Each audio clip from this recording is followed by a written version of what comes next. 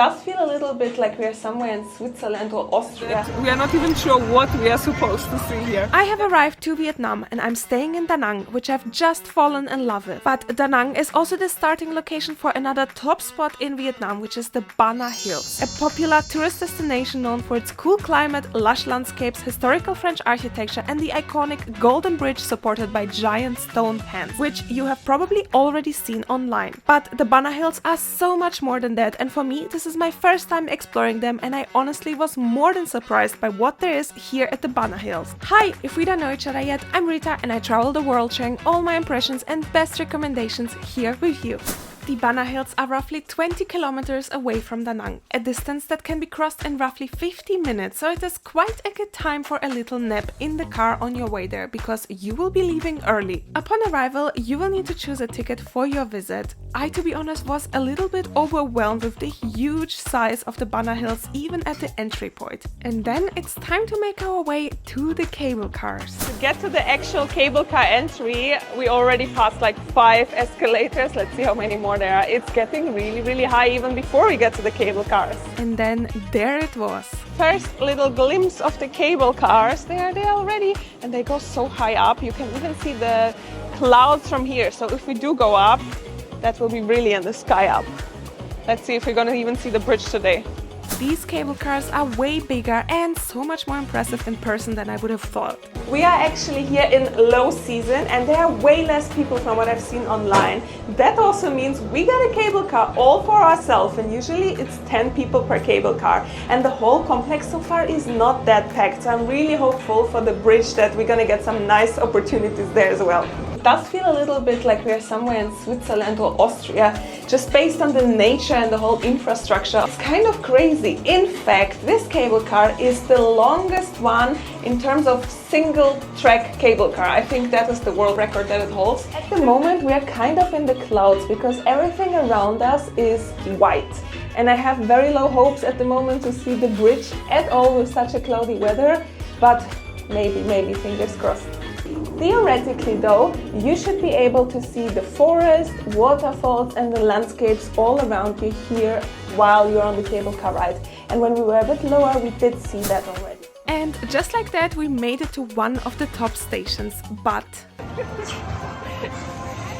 It's so cloudy at the moment that we are not even sure what we are supposed to see here. Definitely there are like kind of lots of signs of coming soon, so I think they're expanding this bit quite significantly.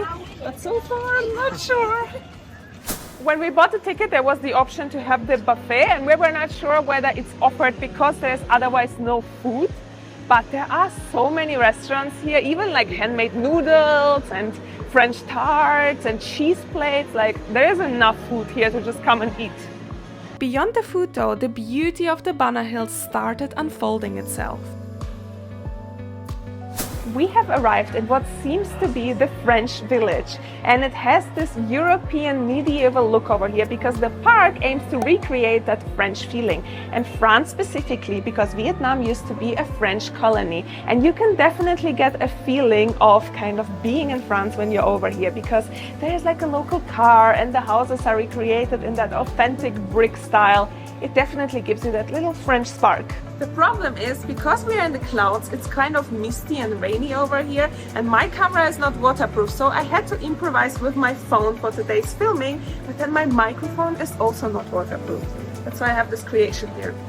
The beauty of the village goes even further in its architecture. I'm standing now in the church, which is kind of in the center of the French village.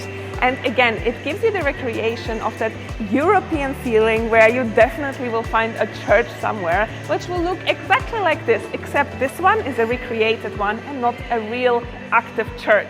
The French village was also built for the locals, so high up, so that you get a little bit of a cooler breeze over here, away from the heat down in Vietnam on the central land.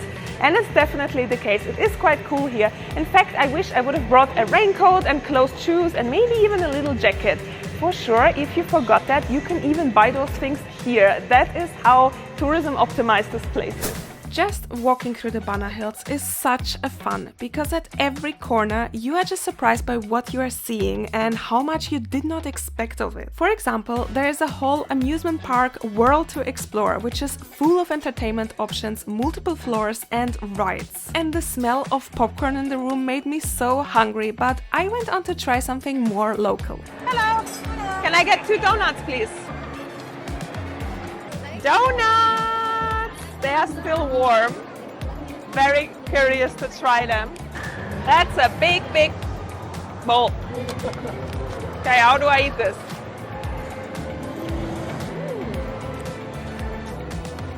They're like filled with something. It's sweet, but not too sweet for sure. And it's like a bowl that is filled with something that has like a little fried taste, not too much, and the sesame on the crust, really nice one. Very happy with that snack. Decided to go for one of the rides here, and the queue is very, very short, so definitely not gonna skip on that opportunity.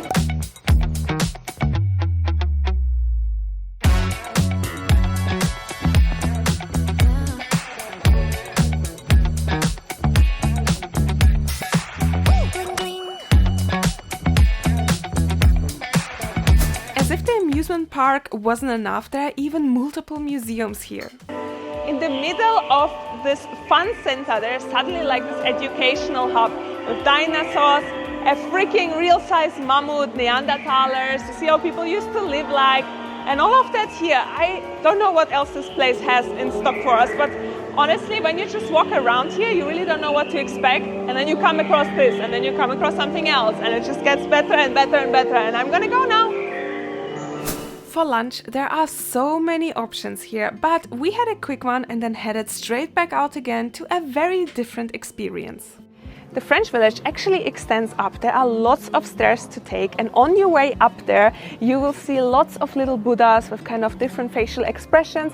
I'm not too sure what it means, but if you do know, please let me know in the comments below. And then eventually you reach the top where you see this beautiful white pagoda around you. You're still super high up, which is why I'm still surrounded by clouds and we haven't seen the sun yet, but it looks very kind of harmonious, relaxing, with the religious music around playing. It's really nice. Walking up here, we actually found a really cool panorama viewpoint. From here, you can actually see the medieval village from the top, and to me, it kind of looks a little bit like Hogwarts.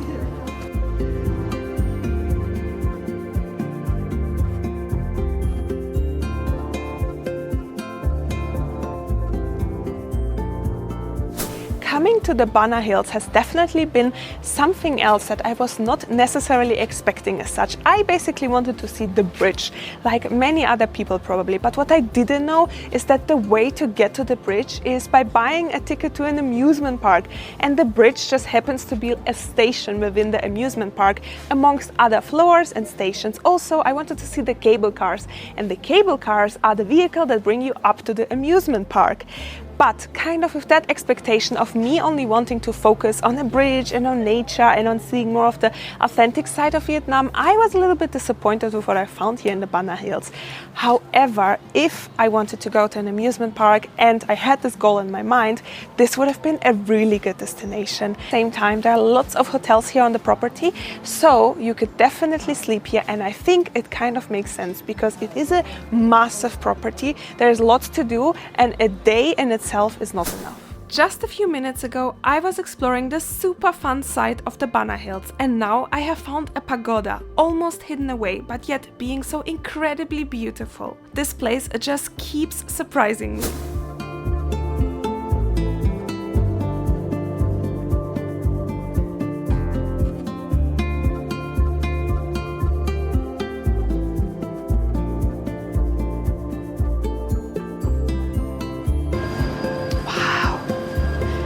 Such a beautiful temple.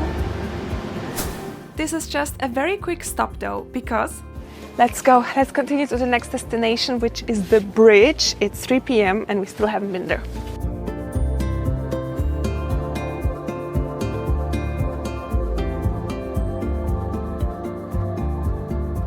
For that, we are jumping right back into the cable cars.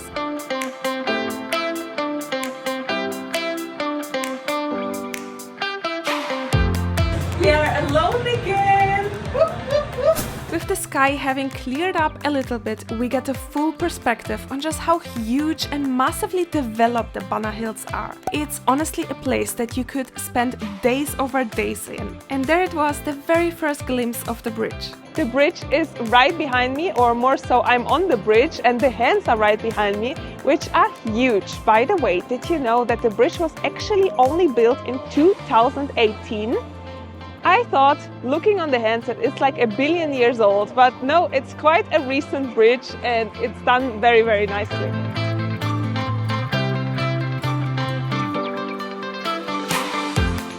The bridge is as impressive as I imagined it to be, and there are not as many people as I thought there would be. But I had this section here for 3 minutes absolutely to myself, which is insane. And it looks so majestic. The hands look like they hold the bridge and how they like go out from the earth to hold this golden bridge. It's very something spectacular, and I somehow imagined it to be way bigger hands and a way bigger bridge, but it is quite compact, I would say.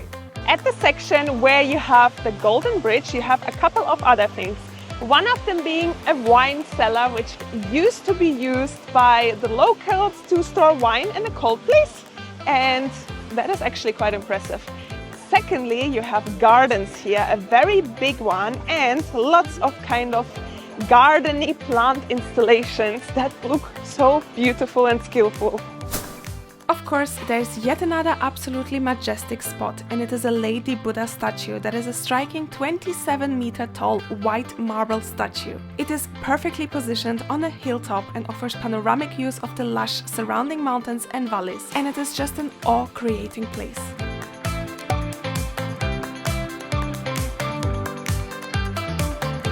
When I came this morning to the Banna Hills, I kind of came with the expectation to mainly see the bridge. I wasn't really prepared on what this place has to offer, which is so much. And the beauty of this place is really that there is something for anyone. Whether you want to spend more time in the naturey side, in the more religious side, or in the amusement park side, there is anything for everyone. And if I had known what I know at this point, I would have swapped my day around and spent more time at the bridge rather than in the amusement park. But again, that can be different for anyone. Luckily, I hope that this video has helped you to make a better decision on how to spend your time here at the Banna Hills for your best experience. Thank you so much for watching. Please leave me a like for the algorithm, subscribe, and I'll see you in the next one. Bye!